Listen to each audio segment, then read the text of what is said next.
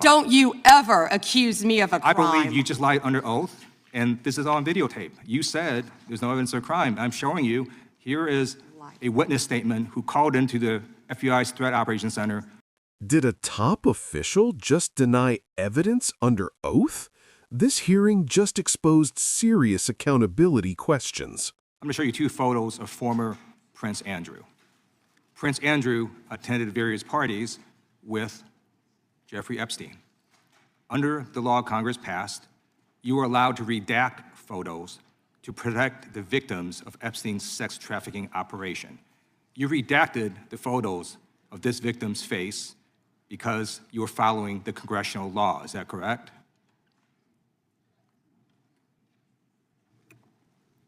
I'm sorry, that we redacted the victim's Because you were face? following the congressional law, correct? Yes. Okay. You have now established that please put the photos back up, that we are looking at a sex trafficking victim.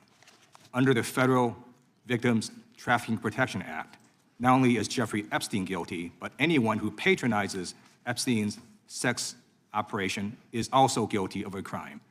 That's why I find it absolutely despicable that you sought to protect Epstein's clients, like former Prince Andrew. Last July, you closed the case on Epstein's abusers. The July 2025 memo from your Department of Justice stated, quote, "We did not uncover evidence that could predicate an investigation against uncharged third parties." These two photos, please put the photos back up. These two photos staring you in the face are evidence of a crime and more than enough evidence to predicate an investigation against former Prince Andrew. So I ask you, Attorney General Pam Bondi, why did you shut down this investigation last July, and why have you not prosecuted former Prince Andrew? I don't believe you asked Merrick Garland these questions when he was Attorney General and set before I agree with you. You twice. I'm reclaiming my time. Never I agree with mentioned you. I agree with you. During the Biden administration, I called for people looking at Epstein files. Merrick Garland dropped the ball, as did Attorney General Bill Barr, as did Alex Acosta, a whole string of failures, but you are in charge. You have the power to change things, to hold these men accountable, and you're doing the opposite. You're protecting them. So I want to move on to another man. Can I answer Donald that, Trump. though? I want to move on to another Can I question. answer your question about protecting You Prince answered Andrew? the question. You're saying no. I love this. I want to discuss another man, Donald Trump, who is all over the Epstein files, like former Prince. Here's a video.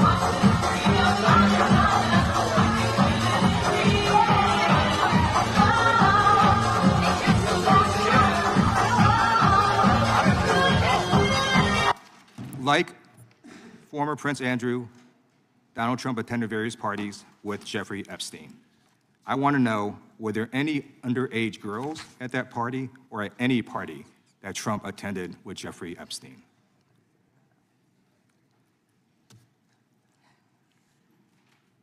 This is so ridiculous, and that they are trying to deflect from all the great things Donald Trump has done. There is no evidence that Donald Trump has committed a crime. Everyone knows that. This has been the most transparent presidency. He's the one that asked that those files I'm reclaiming my time. be released. I got your answer. You said there's no evidence. President Trump asked Chairman, please that stop the he clock. sign Stop the clock. the legislation.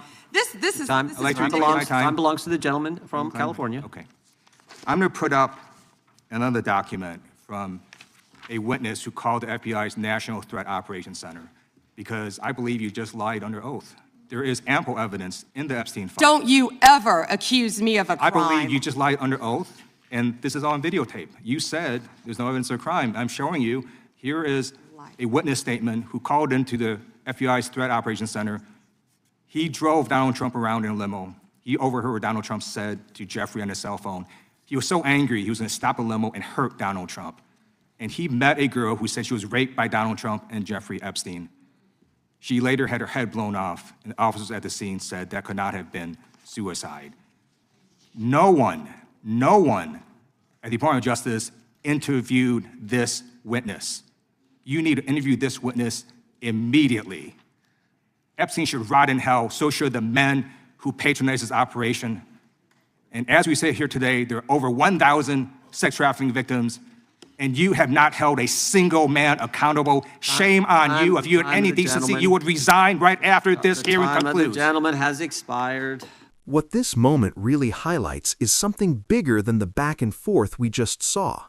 It raises a fundamental question about how accountability works when powerful people are involved. When cases connected to figures like Jeffrey Epstein continue to surface, the public naturally expects transparency, consistency, and a clear willingness to follow evidence wherever it leads. From a broader democratic perspective, the focus here is less about personalities and more about systems. Whether institutions are doing enough to investigate credible leads, protect victims, and maintain public trust.